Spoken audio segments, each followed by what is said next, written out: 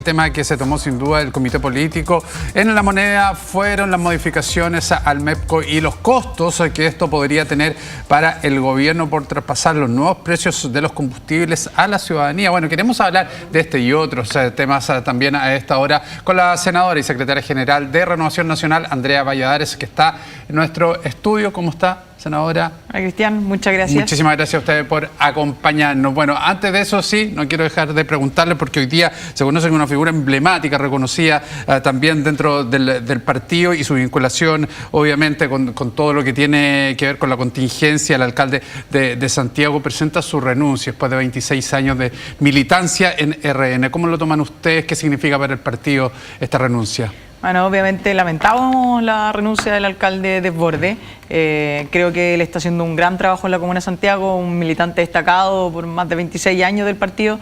Las puertas de Renovación Nacional siempre van a estar abiertas para él y obviamente esperamos que en algún futuro ojalá pueda reconsiderar su decisión. ¿Se puede establecer alguna causa? Se habla mucho desde que ocurre el estallido social y su visión con respecto a una serie de demandas de la ciudadanía de aquel entonces que él apoyó, fueron determinantes a la hora de empezar a tener no una buena relación con el partido y con sus dirigentes. Sí, que de ahí se habría quebrado hasta el día de hoy. ¿Concuerda con ese análisis usted? La verdad que para nosotros fue uno de nuestros candidatos emblemáticos en la elección municipal del año 2024, ganar la Comuna de Santiago. Todos nos jugamos por ese proceso, porque él pudiera representar a Renovación Nacional y estuvimos muy contentos y estamos muy contentos con el trabajo que se está haciendo en Santiago. Yo la verdad que espero solamente que al alcalde Desbordes le vaya bien y obviamente lamentamos siempre perder a un militante que además tiene una trayectoria tan amplia y obviamente de mucho cariño con la dirigencia y la militancia. ¿Conocieron la justificación del...? La verdad que yo no tengo más detalle. La verdad que entiendo que él se lo confirmó un medio. Nosotros como partido no podemos saber quiénes son los militantes que renuncian hasta un mes después. Así que solo entiendo que él se lo confirmó a un medio de comunicación. Y la verdad que lo mismo que he expresado en todos los medios que me han preguntado, lo lamento muchísimo. Obviamente a nadie le gusta perder militante, menos un militante con tal trayectoria y que además creo que está haciendo un buen trabajo en la Comuna de Santiago. Así que bueno, las puertas de Renovación Nacional abiertas para Mario Desbordes. Senadora, vamos a lo que fue hoy día el comité político ampliado ahí con el presidente. ¿Es verdad que hubo un llamado de atención a Diego Chalper por las críticas al gobierno? A ver, la verdad que fue primero un comité distinto al que habíamos tenido hace una semana atrás, que lo había encabezado el ministro de las Express, José García. Hoy día fue un comité político encabezado por el presidente de la República. Yo creo que más que llamado de atención hubo primero un llamado del presidente a todos los partidos a los que hemos sido convocados a colaborar con el gobierno, de obviamente entender la circunstancia en la que está el gobierno. Un gobierno de emergencia que se ha tenido que instalar, que tuvo un traspaso de información no como uno la quisiera de todos los ministerios y que obviamente eso genera algunas dificultades al comienzo de esta administración, obviamente con una administración que llega con un acelerador en los temas de seguridad, donde el presidente se tuvo que trasladar rápidamente a la zona norte. Esperamos que esta semana lo haga la macrozona sur y que obviamente ahí el presidente nos pide comprensión a todos los partidos. Muchas veces cuando él esté en terreno, algunos de los parlamentarios van a tener que estar en el Congreso defendiendo además una situación fiscal muy compleja que se agudiza por el contexto internacional y lo que pasa con la guerra y el precio del combustible.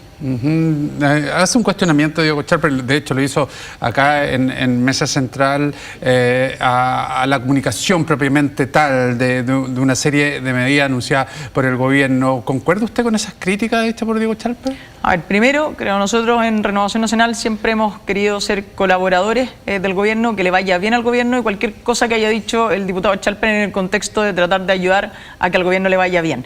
Yo creo que han sido semanas donde nos hemos concentrado, pues el gobierno sí lo hizo en los temas de urgencia, por ejemplo en el Congreso, y ahí partimos con una agenda de seguridad muy cargada. Tuvimos la aprobación de proyectos de ley muy emblemáticos como el traspasar Gendarmería de Chile a el Ministerio de Seguridad y obviamente eso hace que el movimiento sea muy rápido y si uno siempre quisiera tal vez una mayor coordinación, el estar mucho más acabado los temas. Hay un proceso que ha tenido que vivir el ministro Quirós, que hoy día ha estado trabajando especialmente en la comunicación de lo que van a ser las distintas medidas respecto a la situación económica. Claro que nos gustaría que cada cosa pudiera ser más trabajada con más tiempo, pero también se entiende en el contexto en el que estamos y obviamente la situación crítica en la que se ha recibido el gobierno.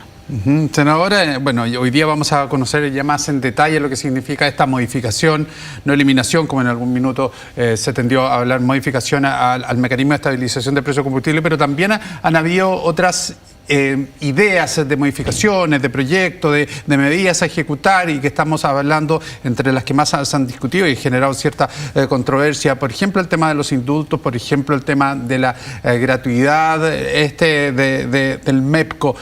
¿Cómo usted ha visto estos, cuánto llevamos, 12 días, 13 días de gobierno, cuanto a esos anuncios y al no explicar bien los detalles o establecer un calendario de concreción de esas medidas? Yo creo que son tres temas bien distintos. A ver, primero, en lo que el plan que creo que había fijado y trazado el mismo gobierno y el ministro de Hacienda sobre aquellas medidas que se iban a tener que hacer, que habían dos paquetes de medidas. Medidas administrativas, como el recorte del 3% a todos los ministerios, y obviamente ciertas medidas legislativas que tenían que ir a una, obviamente, impulso de la economía, pero también a recaudar más en algunas áreas. Eso era un paquete que venía como dentro de lo que uno esperaba en la instalación de un gobierno, pero eso fue, así como se estaba trabajando y el ministro lo estaba sociabilizando, yo te diría que se llevó las luces o la urgencia el tema del combustible, porque obviamente es una cuestión que no se puede controlar, nos afecta a todo el mundo, es una externalidad de la guerra el que nos afecta hoy día y que tiene una condición particular, que cómo se está el estado financiero del país, producto de cómo lo dejó el gobierno del presidente Boric, obviamente hace que sea muy difícil de enfrentar.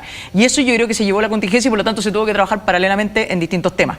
Que uno es la urgencia que ya traía el gobierno de ordenar el financiamiento tanto del programa de gobierno como de las distintas políticas públicas, y hoy día además esto se ve en una coyuntura mucho peor con lo que sucede con el precio del combustible. Y por otro lado hay medidas obviamente como la de los indultos, que creo que tienen más que ver con compromisos de campaña que había hecho el presidente Kast o cosas que ya conocíamos, que obviamente probablemente no están en la urgencia, pero son temas que de todas maneras va a discutir y obviamente la decisión final es de él, de si aplica o no aplica estos indultos. Ya, y en el caso de la gratuidad, por ejemplo, la educación superior.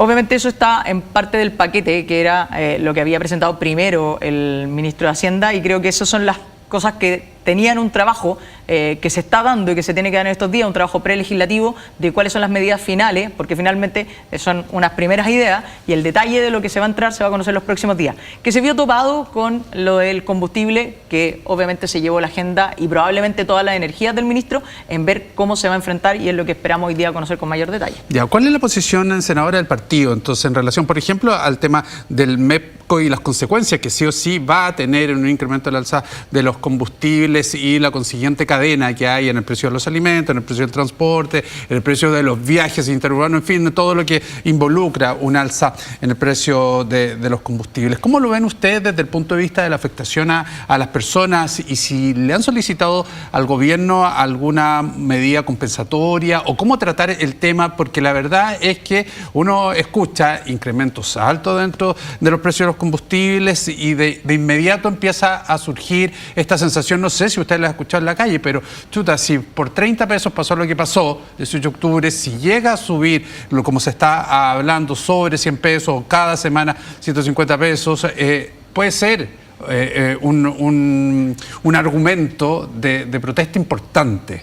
Lo primero es que esto es una condición mundial. Nos encantaría haber quedado con un ahorro, que el gobierno del presidente Boric, en vez de dejarnos con deuda o con un déficit fiscal mayor al que primero habían comprometido, para hoy día haber podido enfrentar esta crisis de otra manera. Yo siempre lo digo, la pandemia la pudimos enfrentar en manera económica y también en la compra de vacunas y en toda la reacción que hizo el Estado, porque teníamos ahorros.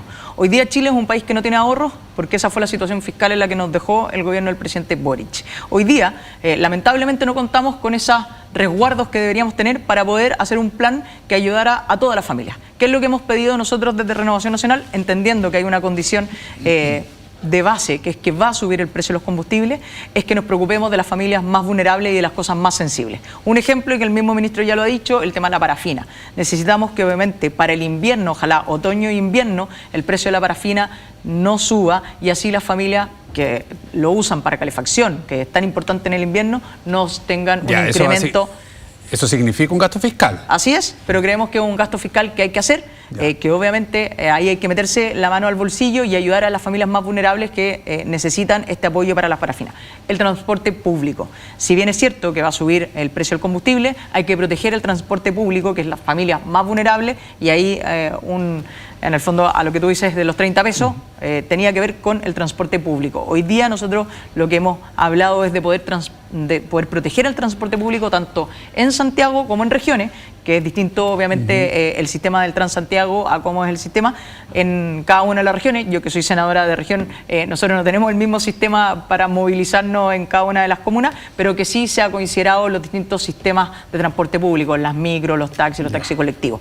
Creo que ahí hay dos primeras etapas que son muy importantes de cómo las vamos a abordar, que obviamente es para enfrentar esta subida de precios que es inevitable. Ya, y entendiendo esa lógica también por la afectación que hay a las personas, por ejemplo, el rubro de los camioneros también debería tener algún apoyo.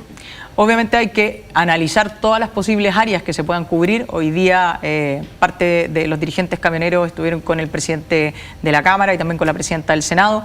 Yo he tenido conversaciones con Sergio Pérez y creo que todo lo que lleve a buscar cómo proteger a las familias que más lo necesitan, a la clase media y a aquellas familias más vulnerables que se van a ver sensiblemente afectadas por estos efectos del aumento del combustible, creo que es necesario y podemos sentar a analizar todo lo que se pueda. Obviamente esto va a tener que ser focalizado y no pueden ser, obviamente, beneficios que lleguen a toda la población. Hoy día vamos a tener que preocuparnos de aquellos que más lo necesitan. Claro, es difícil, senadora, porque usted comprenderá que hoy día muchas familias, por ejemplo, muchos padres, familias, mucha mujer que está a cargo de su familia, lo que tiene como bien es un auto y ocupa para poder salir también a generar recursos vía transporte. Entonces, ¿cómo entendemos que esa persona, porque tiene un auto, no necesita apoyo, siendo que su condición es bien difícil? Obviamente todos lo van a necesitar y se van a ver todas las familias afectadas. A mí me encantaría, Cristian, yo fui subsecretaria de Servicios Sociales y me tocó entregar el IFE universal, que era una ayuda del presidente Piñera que le llegaba a 8 millones de hogares, 16 millones de personas. Me encantaría que hoy día no hubiesen dejado plata para pensar en una ayuda así a las familias de Chile. Lamentablemente no nos dejaron ningún ahorro y tenemos que salir a enfrentar esto de esta manera. Muy bien, senadora, muchísimas gracias por estos minutos con nosotros, Cristian. Que la vaya muy bien. Hasta luego. Nosotros seguimos avanzando con más informaciones aquí.